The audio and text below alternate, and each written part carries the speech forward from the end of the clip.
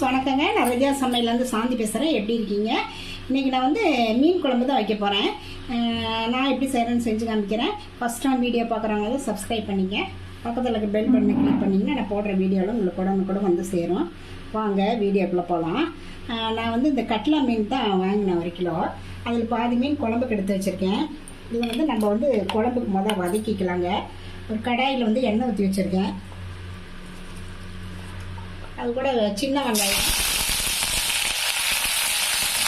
அதே போட்டு கொஞ்சம் நல்லா செவக்க வதக்கிக்குவாங்க. இது கூட கொஞ்சம் பூண்டு ஒரு 6 கருவேப்பிலை இதெல்லாம் போட்டு கொஞ்சம் நல்லா செவக்க வதங்கிட்டுங்க. அப்போ தான் மீன் குழம்புக்கு நல்லாயிருக்கும். பாருங்க, நல்லா வதங்கினா போதும். தேங்காய் வந்து ஒரு 1/4 மூடி கீறி வச்சுருக்கேன். அதை இது கூட சேர்த்துக்கலாம். அப்புறம் தக்காளி ஒரு பெரிய தக்காளியாக 2 கட் பண்ணி வச்சுருக்கேன். அதை இதில் சேர்த்துக்கலாம். ஒரு 2 நிமிஷம் இதே வதங்குதுங்க. பாருங்கள், இந்தளவுக்கு வதங்கினா போதும். இது கூட மஞ்சள்தூள் வந்து ஒரு 1/2 டீஸ்பூன் போட்டுக்கலாம். இது வந்து சிம்மில் வச்சுக்கலாம். அப்புறம் மல்லித்தூள் வந்து ஒரு 2 டீஸ்பூன் போட்டுக்கலாம். அப்புறம் குழம்பு பொடி அது ஒரு 2 டீஸ்பூன் போட்டுக்கலாம். மிளகாத்தூள் வந்து அது ஒரு டீஸ்பூன் போட்டுக்கலாங்க. இந்த கறி மசாலா இருக்குங்களா, கறி குழம்புக்கெல்லாம் போடுவோம்ல, அது வந்து ஒரு ஃப்ளேவருக்காக சும்மா கொஞ்சம் ஒரு 1/2 டீஸ்பூன் மட்டும் போட்டால் போதும். இதெல்லாம் போட்டு ஸ்டவ் ஆஃப் பண்ணிடலாங்க. ஒரு பெரட்டு விட்டு ஆற விட்டு நம்ம அரைச்சிக்கலாம். அவ்வளோதான். அதனால் நல்லா அரைச்சிட்டு வந்துட்டேன். ஒரு கடாயில் வந்து எண்ணெய் ஊற்றிருக்கேன். அதில் வந்து எண்ணெய் நல்லா அப்போதான் காஞ்சிச்சு. கடுகு போட்டுக்கலாம் ஒரு டீஸ்பூனு. வெந்தயம் வந்து ஒரு சும்மா 1/4 டீஸ்பூன். அதிகமாக போட்டோம்னா கசக்கும். கொஞ்சமாக உளுந்த பருப்பு, அவ்வளோதான்.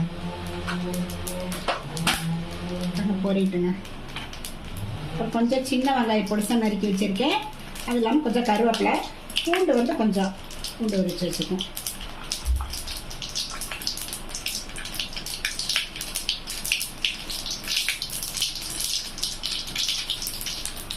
பூண்டை போட்டுக்கலாங்க.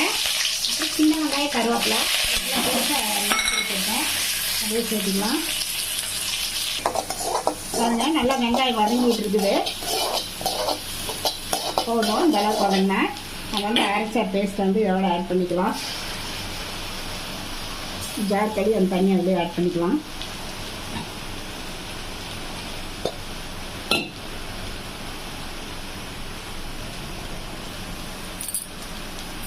இதுலேயே ஊற்றிக்கலாங்க.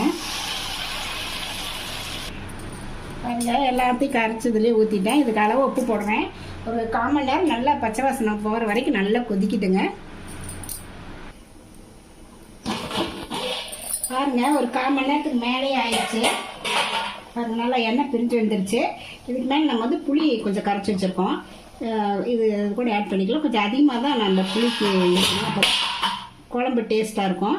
ஒரு 2 நிமிஷம் இதில் கொதிக்கிட்டுங்க. போதும், அவ்வளோதான். பாருங்க, 2 நிமிஷம் ஆயிடுச்சு. நம்ம மீன் துண்டை வந்து இதில் ஆட் பண்ணிக்கலாம். அது வந்து மீன் வந்து இதே மாதிரி ஒரு 2 நிமிஷம் இருந்தால் போதும். இல்லைன்னா எல்லாமே மீனும் உடஞ்சிரும். இது தலையெல்லாம் கூட போட்டிருக்கேன். அது இதோட போட்டுடலாம். ஒரு 2 நிமிஷம் இருக்கட்டுங்க.